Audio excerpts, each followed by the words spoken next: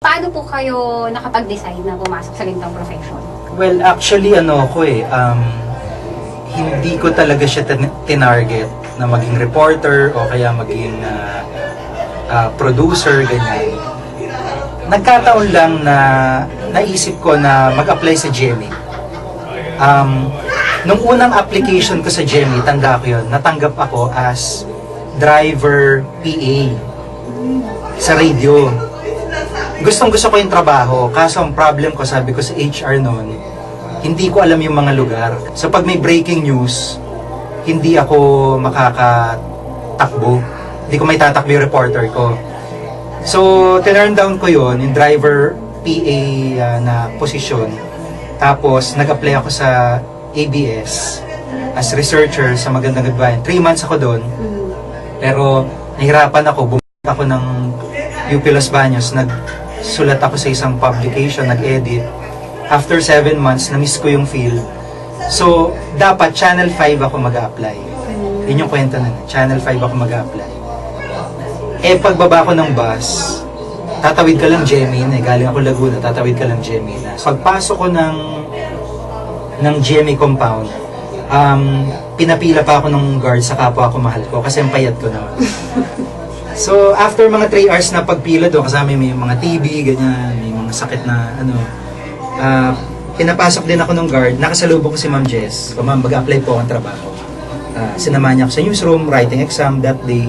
Pinabalik ako after 2 weeks, tapos natanggap ako sa writer. Since nasa loob na ako, sabi ko sa sarili ko, kumbaga gawin ko na yung pwede kong makaya. Ibuhos ko na lahat para walang masayang na panahon. Doon lang na-develop yung parang pagnanais mo na makapag-work talaga na maayos sa isang network. Pero actually nung high school, gusto ko lang talaga magmekaniko eh. Parang wala akong plano talaga sa broadcast. Wala sa ambisyon ko yan na makapasok sa broadcast. So, ang point lang is, nung nakapasok ako, parang binigay ko na lahat kung anong pwede kong magawa. Parang ang inaano ko ng ano dito, kumbaga parang crossbreed nga ako ni Ma'am Jess and Pacquiao. Kasi Pacquiao, complete boxer. Ako from pagiging researcher, naging writer ako, producer ako sa public affairs, tapos pinag-reporter ako, pinag-host ako ng show. So parang complete journalist din ako. So wala naman po pagsisisi in a way na hindi nyo wala naman kasi kumbaga natutunan ko na rin mahalin yung medium, yung craft. Kasi ito rin yung palagi ko, medium ko din. Kung print, hindi ako masyado magaling magsulat.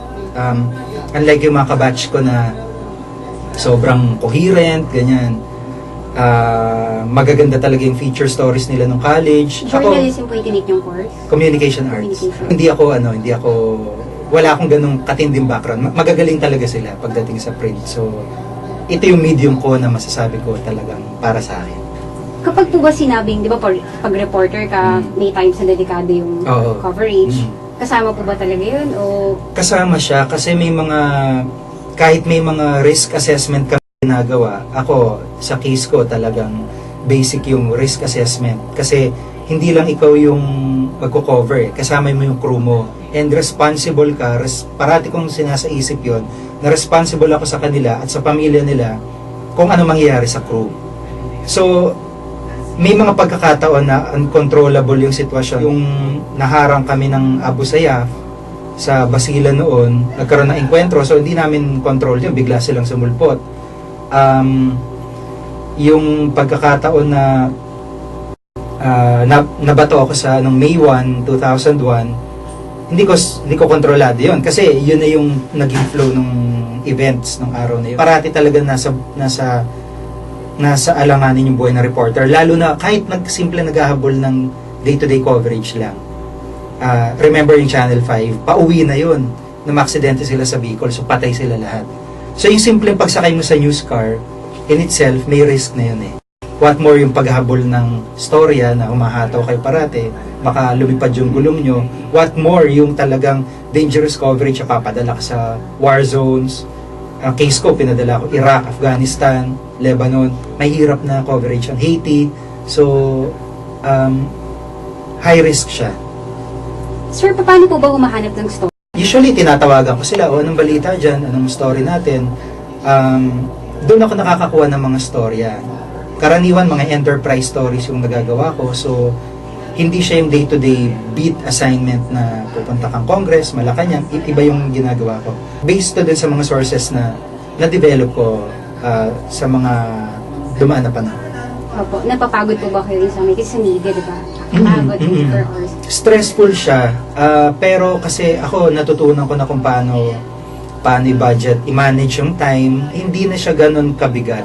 And ang napuna ko dito pagka talagang nasa system mo yung pagiging journalist. Kumbaga, ako na-discover ko late na eh. Kumbaga, nandun yung drive mo. Ako napapagod ako sa office. Baligtad. Kung nasa office ako, hindi ko siya kaya. Yung last question ko, parang kasi po, di ba, parang ngayon po maraming graduate. Ano po yung pwede nyo advice sa kanila? I-harness nila yung strengths nila. Kung saan sila magaling, kung saan sila, sa tingin nila magkiklik sila, yun ang i-harness nila, yun ang i-maximize nila. Ibig sabihin, kung half-hearted ka, hindi mo may enjoy yung trabaho eh. Hindi ka mag-grow. So, kailangan yung talagang gustong-gusto nila, yun ang pasukin nila. Pag sinabing media world, ano po ba yung reality doon? Mahirap na trabaho siya. Kailangan kaya mong i-handle yung pressure ng sources, pressure ng office, pressure ng deadline. Ang dami mong kailangan balansehin. Ang dami mong kailangan isipin, accuracy ng report mo. Kailangan ready ka sa lahat ng mga bagay na to.